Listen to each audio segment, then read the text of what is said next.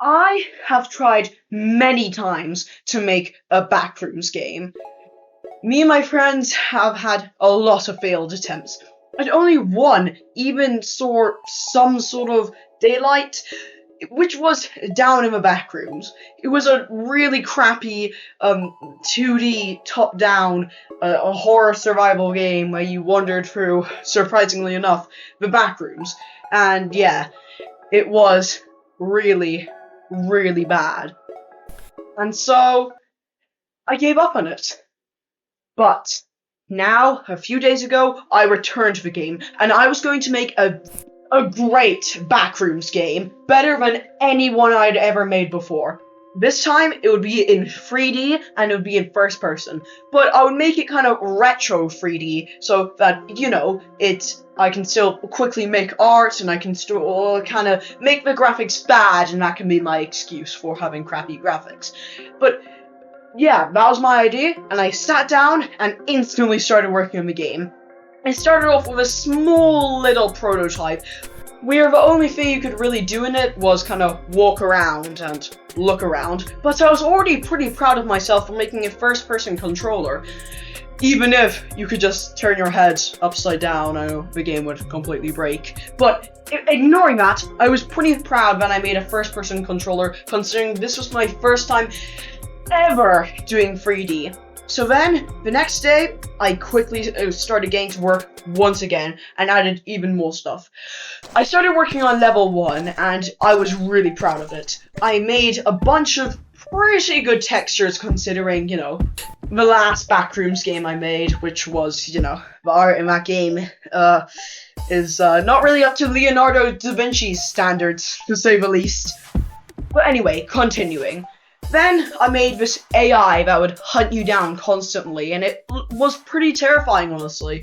And then I made a death system, and I also made a sanity system where you had to get almond milk to refill your sanity.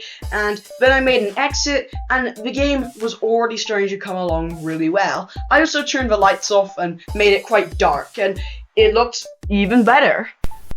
Now, this game was coming along really well, so then I started to make a bunch more levels, and I came up with something that instantly set it apart from all the other thousands of Backrooms games, which was corrupt levels. Basically, these corrupt levels would make the game even a bit more surreal, because they're the levels you would normally see, like the pool rooms or something like that, but they'd be all messed up and strange and really surreal, and I think these are the highlights of the games.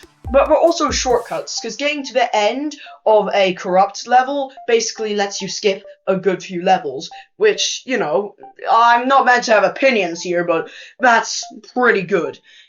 So, now with those corrupt levels kind of finished, I really only have one corrupt level at that point, I went to bed and would wake up the next day and start working on even more levels.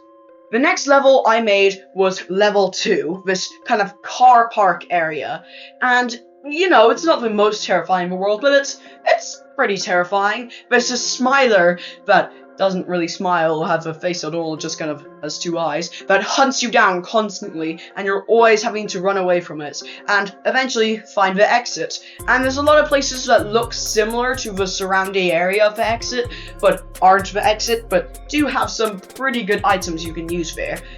And then, right after the level 2, as I said, you go on to level 3, and I don't know what actual level this is in the actual so-called Backrooms lore, but it's this massive sandy area with a good few bottles of almond milk that you can just gather up and regain your sanity, and then go on to level 4, which in this case is the corrupt pool rooms, and obviously I'm going to change level 4 to something different, so it's actually a bit harder to find the corrupt pool rooms, but, that's what we currently have right now.